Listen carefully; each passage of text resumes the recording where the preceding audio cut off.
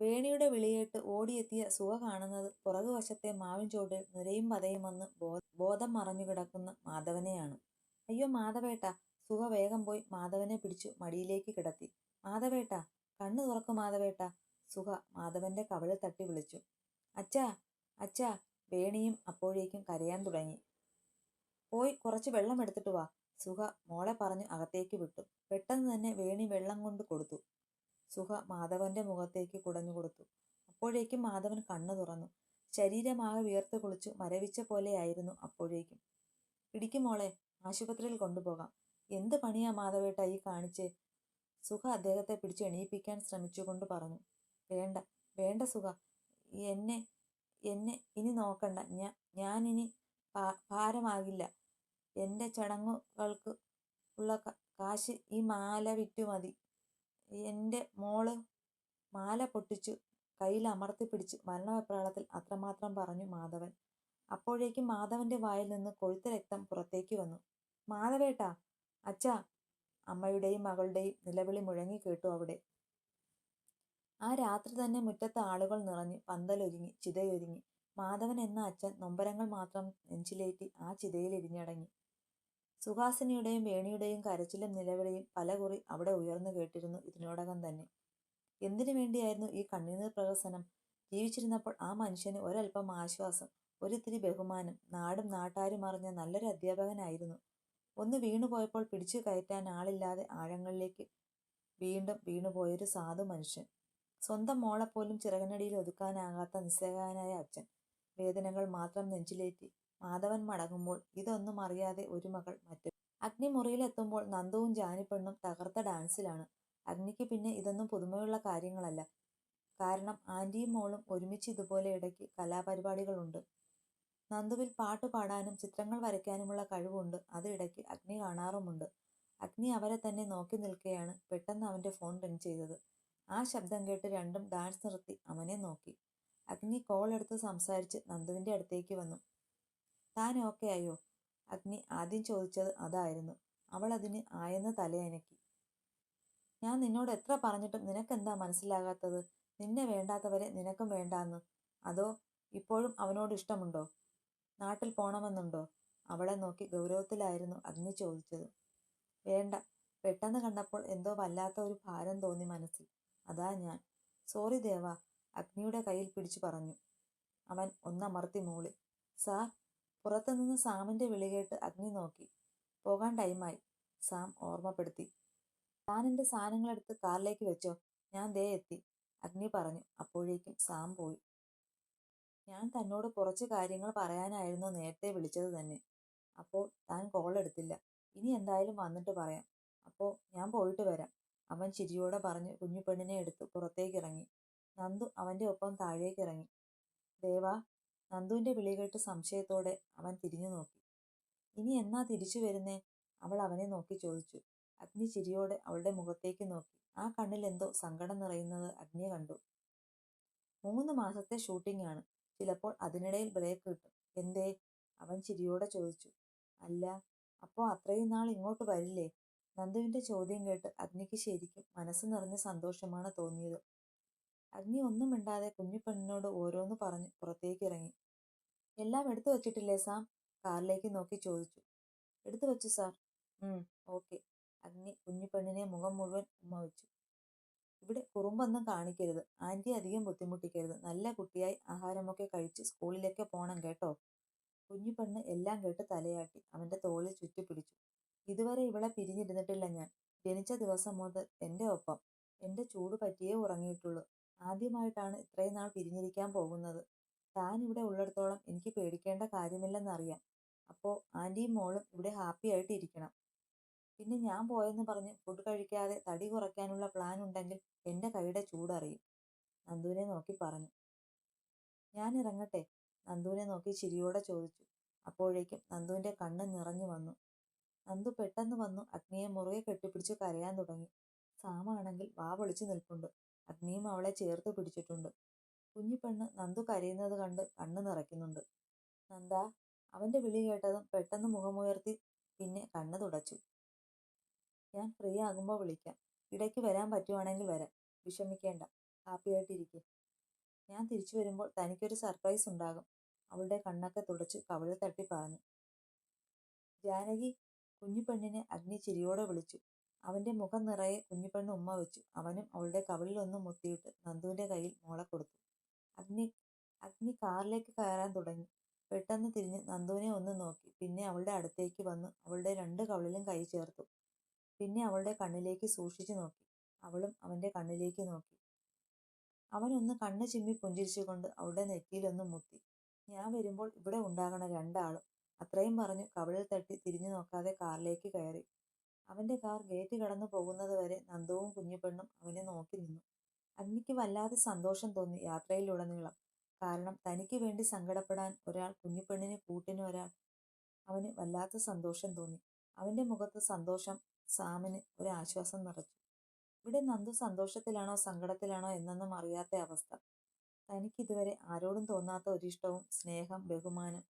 തനിക്കിതുവരെ ആരും നൽകാത്ത സ്നേഹം, പരിഗണന. തന്റെ അച്ഛനല്ലാതെ മറ്റൊരു പുരുഷൻ തന്നെ തൊടുമ്പോൾ പേടിക്കുകയും വിറയ്ക്കുകയും ചെയ്ത താനിപ്പോൾ അവന്റെ കരവലയത്തിൽ ഒതുങ്ങിക്കൂടാൻ ആഗ്രഹിക്കുന്നത് പോലെ തോന്നി നന്ദുവിന്. ആന്റി! പെട്ടെന്ന് കുഞ്ഞുപെണ്ണിന്റെ വിളി കേട്ട് നന്ദു ഞെട്ടിക്കൊണ്ട് മോളെ നോക്കി. എനിക്ക് വിശക്കുന്ന ആന്റി, ജാനിപ്പെണ്ണ് വയറ്റിൽ തടവിക്കൊണ്ട് പറഞ്ഞു. നന്ദു ചിരിയോടെ മോളെ എടുത്ത് താഴേക്ക് പോയി. രാമേട്ടാ! വസുവിന്റെ വിളി കേട്ട് പത്രം നോക്കിയിരുന്ന രാമചന്ദ്രൻ നോക്കി. എന്താ വസു? അയാൾ ചോദിച്ചു. നമ്മുടെ മോനെ ഇറക്കണ്ടേ രാമേട്ടാ? രാമചന്ദ്രൻ ഒന്നും മിണ്ടിയില്ല. അച്ഛാ! പിറകിൽ നിന്ന് സ്വരയുടെ വിളി കേട്ട് അയാൾ ഒന്ന് നോക്കി. കോടതിയിൽ 60 ലക്ഷം രൂപ കെട്ടിവെച്ചു 3 പേർ ജാമ്യം നിന്നാൽ അല്ലുവിന് ജാമ്യം കിട്ടും. മറ്റന്നാൾ ഉച്ചയ്ക്ക് 2 മണി വരെയാണ് സമയം. അതിനുള്ളിൽ ഇത്രയും ക്യാഷ് റെഡിയാക്കണം, സ്വര പറഞ്ഞു. വസു അവളെ തുറിച്ചു നോക്കുന്നുണ്ട്. എന്റേൽ അത്രയും ക്യാഷ് ഇല്ല. 20 ലക്ഷം രൂപ എന്റെ അക്കൗണ്ടിലുണ്ട്. ബാക്കി നിങ്ങൾ റെഡിയാക്കണം, സ്വര പറഞ്ഞു. അത് കേട്ടപ്പോൾ വസുവിന്റെ മുഖം ഒന്ന് തെളിഞ്ഞു. രാമചന്ദ്രൻ ഒന്നും മിണ്ടാതെ ഇരിക്കുന്നത് കണ്ട് അവൾ മുറിയിലേക്ക് പോയി. രാമേട്ടാ! എന്റെ മോൻ ജയിലിൽ പോയാൽ പിന്നെ എന്നെ ജീവനോടെ ആരും കാണില്ല. വസു അതും പറഞ്ഞ് കയറിപ്പോയി. രാമചന്ദ്രൻ എന്തോ ആലോചിച്ചുറപ്പിച്ച പോലെ രാഗിണിയുടെ വീട്ടിലേക്ക് പോയി. രാവിലെ ആലുവും വിഷ്ണുവും വന്നിരുന്നു. വിഷ്ണു രാമചന്ദ്രനോട് അല്ലുവിനോട് ഇറക്കാൻ വേണേൽ ആലുവിട്ട സ്വർണം മുഴുവൻ തിരിച്ചു കൊടുക്കാമെന്ന് പറഞ്ഞു. അല്ലാതെ ആളായിട്ട് പോലും അവൻ വരില്ലെന്ന് പറഞ്ഞു. അതുപോലെ ആലുവിനെ അവളുടെ ഇഷ്ടത്തിന് സ്വന്തം വീട്ടിൽ നിർത്താനോ ഇടയ്ക്കിടയ്ക്ക് ഇങ്ങോട്ട് കൊണ്ടുവരാനോ പറഞ്ഞ് ആരും വിളിക്കേണ്ടാന്ന്. അതിൽ രാമചന്ദ്രന് സന്തോഷമേ ഉണ്ടായിരുന്നുള്ളൂ. കാരണം ഇനിയെങ്കിലും തന്റെ മോള് നന്നായി ജീവിക്കുമെന്നുള്ളൊരു പ്രതീക്ഷയുണ്ട്.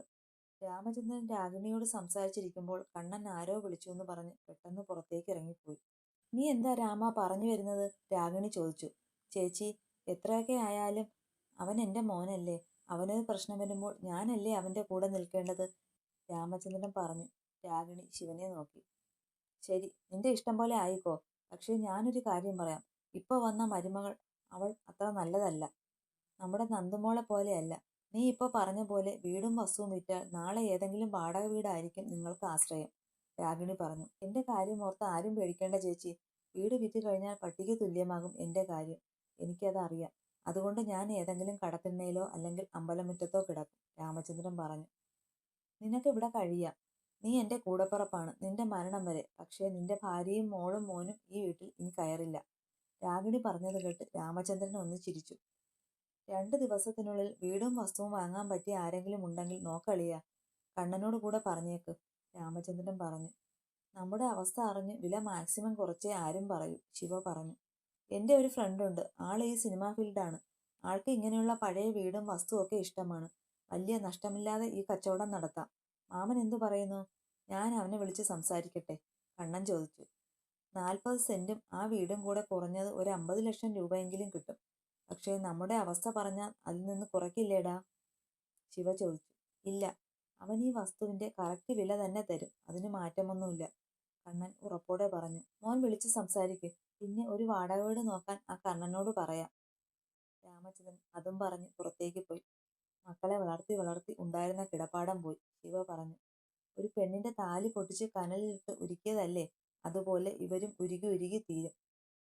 ഞാൻ ഇപ്പോഴേ പറയാം, മാമൻ ഇവിടെ വരുവോ കിടക്കുവോ എന്തു വേണോ ആയിക്കോട്ടെ. ബാക്കിയൊന്നും ഇങ്ങോട്ട് കയറരുത്.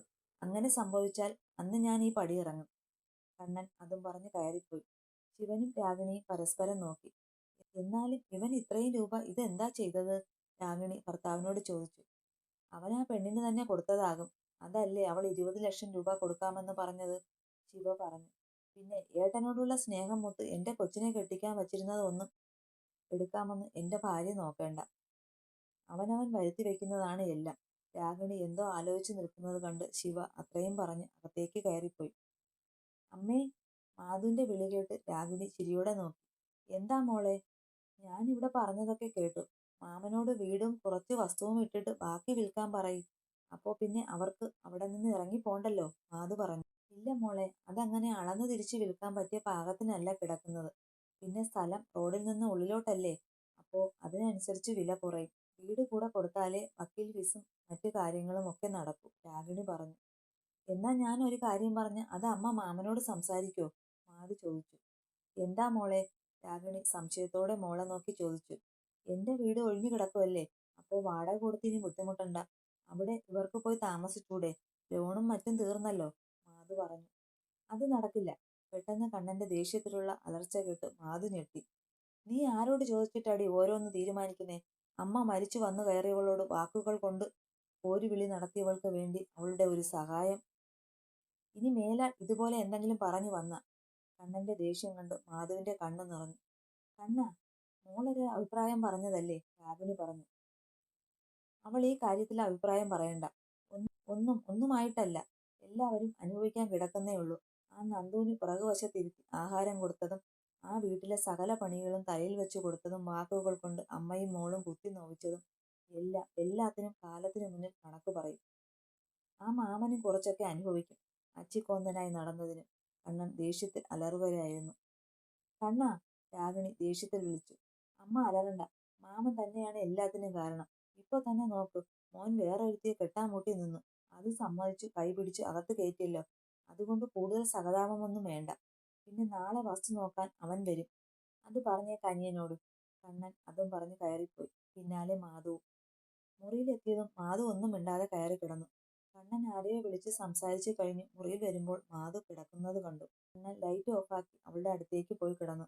അടുത്ത് വന്നത് അറിഞ്ഞിട്ട് മിണ്ടാതെ കിടക്കുന്നത് കണ്ടപ്പോൾ കണ്ണന്റെ മുഖം കടുത്തു. മാധു! വിളി കേട്ടതും തിരിഞ്ഞു നോക്കി. സോറി, കണ്ണൻ പറഞ്ഞു. ഏയ്, കണ്ണേട്ടൻ പറഞ്ഞത് കാര്യം തന്നെയല്ലേ.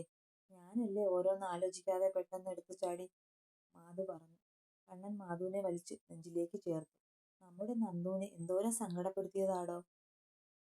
അവർ അപ്പോൾ അതിലൊരംശമെങ്കിലും അവർ അനുഭവിക്കേണ്ടേ, കണ്ണൻ ചോദിച്ചു. വേണം.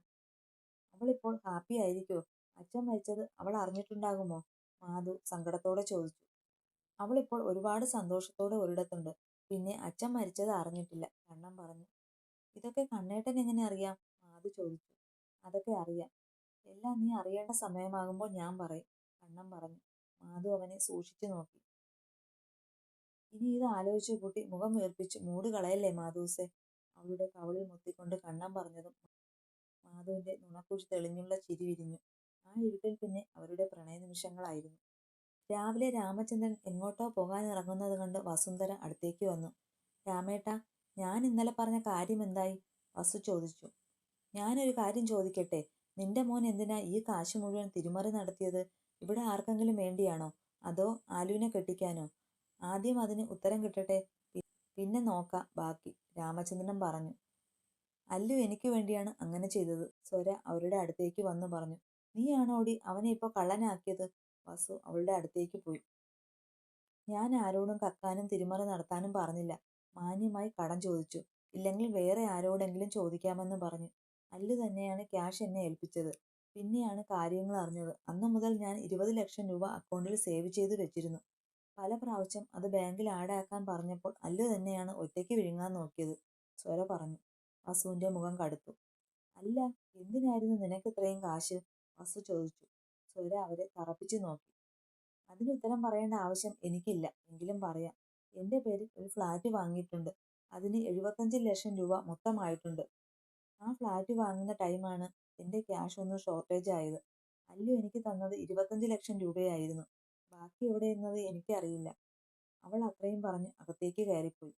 കേട്ടല്ലോ, ഇങ്ങനെ ഒരുത്തനെയാണല്ലോ മോനായിട്ട് കിട്ടിയത്. ആ, ഇനിയിപ്പോ മോൻ ജയിലിൽ നിന്ന് ഇറങ്ങാത്തത് കൊണ്ട് എന്റെ ഭാര്യ മരിക്കേണ്ട. ദാ ഈ വീടിന്റെ ആധാരം. കുറച്ചു കഴിഞ്ഞ് ഒരാൾ വസ്തു നോക്കി വരും. കിട്ടുന്ന കാശിന് ഈ വീടും വസ്തുവും വിറ്റു മാറുന്നു. മോന് വേണ്ടി ഇതെങ്കിലും ചെയ്യണ്ടേ? രാമചന്ദ്രൻ പറഞ്ഞു. രാമേട്ടാ, വീട് പോയാൽ നമ്മൾ പിന്നെ? വസു ഞെട്ടലോടെ ചോദിച്ചു. വാടക വീട്ടിൽ കിടക്കും, അത്ര തന്നെ. എന്റെ റിട്ടയർമെന്റ് അടുത്ത മാസമാണ്. അതിൽ കുറച്ച് കാശ് കിട്ടും. പിന്നെ മോന്റെ കേസ് കഴിഞ്ഞ് എന്തെങ്കിലും ഉണ്ടാകും. എല്ലാം കൂടെ വെച്ച് ചെറിയൊരു വീട് വാങ്ങാം. രാമചന്ദ്രൻ പറഞ്ഞ് പുറത്തേക്ക് പോയി. വാസു കുറച്ചു സമയം ആലോചിച്ചു നിന്നു. പിന്നെ സ്വരയുടെ മുറിയിലേക്ക് കയറിപ്പോയി.